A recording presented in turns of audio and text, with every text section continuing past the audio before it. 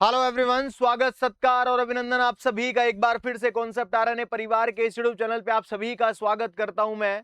और आज एक शानदार टॉपिक पे हम डिस्कशन करने वाले हैं कि सर आरआरबी नर्सिंग जो सुपरिटेंडेंट की एग्जाम अब रेगुलर बेसिस पे आने लगी है। बोले बिल्कुल आने लगी है सर। अब सर ऐसी क्या स्ट्रेटेजी अपनाए कि फर्स्ट अटेम्प्ट में ही हमें सिलेक्शन के हम नजदीक पहुंच जाए, हमारा सिलेक्शन हो जाए सर। है फर्स्ट अटेम्प्ट में सिलेक्शन चाहते हैं सर, तो याद रखना सिर्फ और सिर्फ पढ़ना ही नहीं है सर, उसमें सही स्ट्रेटजी भी चाहिए। अब बोले सर स्ट्रेटजी कैसी कैसी अप्लाई करें, मैं आप लोगों को बताता हूं नो डाउट।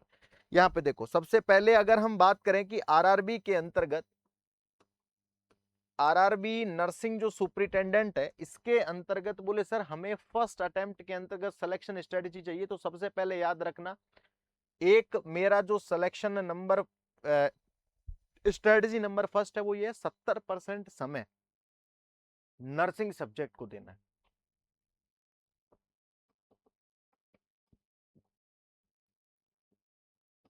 70% टाइम तो किसको दो? नर्सिंग सब्जेक्ट को। आप लोगों में से बहुत सारे बच्चे क्या सोचते हैं, अरे सर नॉन नर्सिंग, नर्सिंग तो याद है, नॉन नर्सिंग डापा चूक कर देती है। एग्जैक्ट तो नर्सिंग भी याद नहीं है सर। नर्सिंग के भी सवाल प्रॉपर पूरी तरह से सही नहीं हो रहे हैं सर। तो कहां कमी है उसको सुधार करना है।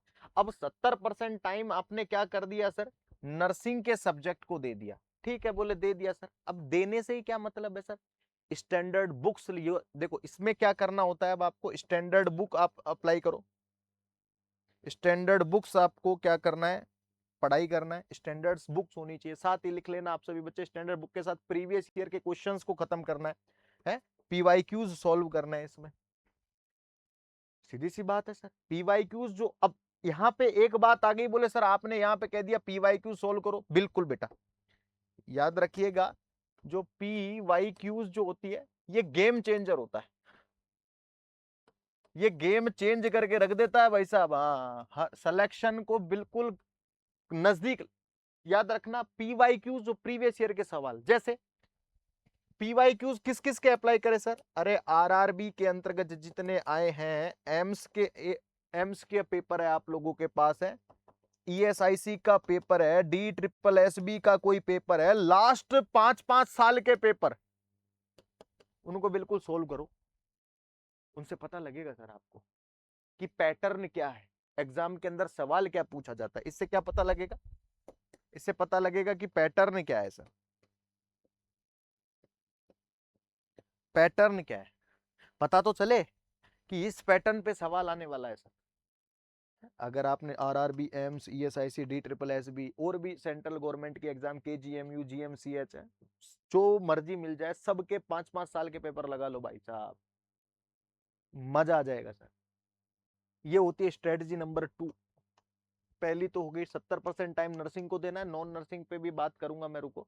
और पीवाईक्यूज पे हमें क्या करना है, फोकस करना। अब आती है स्ट्रेटजी नंबर 3, डेली मॉक लगाना है सर, डेली मॉक टेस्ट देना है। स्ट्रेटजी नंबर 3 आती है आप लोगों के लिए, daily mock test. Daily mock test लगाना है सर। बोले भैया डेली मॉक टेस्ट कैसे लगा पाएंगे, डेली मॉक टेस्ट लगाइए सर। रोज कम से कम 50 से 100 एमसीक्यूज मॉक टेस्ट के भी हल करना है। और इसमें अगर कोई रॉन्ग आंसर हो रहा है आप लोगों से, उसको नोट डाउन करो। अगर कोई गलत हो रहा है ना इसमें से, तो उसको नोट डाउन करो कि यार ये टॉपिक से रिलेटेड सवाल आया था, ये गलत होता है मेरे से। उसी पे हमें जोर करना है, फिर उसी पे हमें क्या करना है, जोर देना है। और सबसे बेस्ट तरीका ये सारी चीजें अपनाने के बाद चौथे नंबर पे आता है रिवीजन का रूल। और अगर आप लोगों ने रिवीजन रूल कर लिया, और एक रूल मैं आप लोगों को बता दूं, 1721 का जो रूल्स होता है ना, जो सब टॉपर्स अप्लाई करते हैं, कौन सा? बहुत सारे बच्चे बोलेंगे सर ये क्या बोल दिया आपने। बोले भैया एक होता है 1721 रूल, 1721 रूल। बोले इस रूल में क्या होता है सर, तो याद रखना, एक इसका मतलब होता है एक day, 1 day after revision, 7 day after revision, 21 day after revision. Sir इसका मतलब तो बोले एक ही हो गया, बोले बिल्कुल सर। जो चीज पढ़नी है अगले दिन उसका क्या करना है, रिवीजन करना है। उसके बाद आप कुछ भी चीज पढ़ सकते हो, लेकिन फिक्स 7 दिन बाद जो चीज पढ़ी है उसको 7 दिन बाद भी रिवीजन करो। और उसके बाद फाइनल रिवीजन करना है आपको 21वें दिन। फर्स्ट डे 7 डेज और 21 डेज। इस प्रकार से हमें क्या करना है, एक रूल बनाना है कि हमें जब एक चीज को आपने पढ़ लिया, 3-3 4-4 बार रिवाइज कर लिया सर, हो ही नहीं सकता है सर कि आपका सिलेक्शन ना हो और आपको याद ना हो सर। ये स्ट्रेटेजी अपना करके देखो। दूसरी चीज, बोले सर आपने नर्सिंग का बता दिया, 70% ध्यान दो, नॉन नर्सिंग का भी तो बताओ। बिल्कुल बताता हूँ। स्ट्रेटेजी नंबर 5 आती है, जनरल साइंस को इग्नोर नहीं करना है सर। अब मैं बात करूंगा आप लोगों से जनरल साइंस के बारे में। जनरल साइंस को इग्नोर नहीं करना है। अब एक बात मुझे बताओ, जनरल साइंस को इग्नोर नहीं कर रहे हैं, बोले ठीक है सर नहीं करेंगे, तो बोले क्या करें फिर? इग्नोर नहीं कर रहे हैं, लेकिन हमें करना क्या है? देखो, रीजनिंग, जीके, साइंस, अरिथमेटिक है, इनके लिए जनरल साइंस को याद रखना, डेली डेली कम से कम 1 घंटा देना है। जनरल साइंस को डेली 1 घंटा दो। ज्यादा नहीं कह रहा हूं, लेकिन 1 घंटा बिल्कुल प्रॉपर तरीके से, आराम और शानदार तरीके से क्या हो, हाँ, इस पे 1 घंटे वर्क करो जनरल साइंस पे। आप रीजनिंग पढ़ो, जीके पढ़ो, 1 घंटा बहुत होता है, धीरे धीरे करोगे बिल्कुल आ जाएगा। ठीक है, हाँ ये याद है। कंप्यूटर पढ़ो, जो मर्जी है आप लोगों को, जो जो सिलेबस है ना उसी रिगार्डिंग पढ़ना। सिलेबस में मैथ नहीं है और अब मैथ के सवाल करने बैठे, कोई मतलब नहीं आएगा ना, तो ये याद रखना। ठीक है, ये स्ट्रेटेजी आप अप्लाई करेंगे। ठीक है, कितनी बता दी? सबसे पहले 70% टाइम नर्सिंग सब्जेक्ट को देना है, कुछ स्टैंडर्ड्स बुक्स में से आपको पढ़ना है, पीवाई क्यूज निकालना है। दूसरे नंबर पे पीवाई क्यूज गेम चेंजर होता है, RRB, MCSIC, D triple S B, KGMU, GMCH, बतेरे प्रकार के जो आपके पास एग्जाम हो चुके हैं, उनके 5-5 साल के आप जो है पीवाई क्यूज निकालो सर, पैटर्न समझ में आ जाएगा। तीसरे नंबर पे मैंने बता दिया, डेली मॉक टेस्ट लगाना है सर। डेली कम से कम 50 से 100 एमसीक्यूज मॉक टेस्ट भी लगाना है, और कोई गलत अगर टॉपिक हो जाए तो उसको लिख लो कि मेरा इस टॉपिक से रिलेटेड ये गलत हुआ है सवाल, उसी को पढ़ना है सर। उसके बाद मैंने आप लोगों को बताया sir, revision rule 1721, if 1 day after revision, 7 days after revision, मतलब पहले दिन रिवीजन करना है, 7वें दिन करो, 21वें दिन करो। उसके बाद तो भाई लंबे समय तक आपको चीजें याद हो ही जाएगी। जब कोई चीज आपने 1 बार पढ़ ली, 3 बार रिवीजन कर लिया, टोटल 4 बार पढ़ ली रे भाई, है? हाँ, अब दिमाग से पढ़ेंगे तो ऐसा नहीं है कि ध्यान तो जा रहा है, ईयरबड्स लगा रखे हैं, है, हाँ, मन जोगिया चल रहा है माइंड में, तो और फिर बाद में हम पढ़ रहे हैं, तो वो पॉसिबल नहीं है ना। हाँ, अगर कंसंट्रेशन से तैयारी करिए तो शानदार तरीके से 3 बार पढ़ने के बाद चौथे बार आप ही बोल दोगे पूरा। ठीक है, जनरल साइंस के बारे में मैंने क्या बताया? जनरल साइंस के बारे में मैंने बताया कम से कम डेली पढ़ना है, पर ये डेली 1-1 घंटे देना है। ऐसे नहीं है कि आज नहीं पढ़ेंगे ना हम तो जनरल साइंस, कल 3 घंटे पढ़ लेंगे एक साथ ही 3 दिन का, नहीं सर।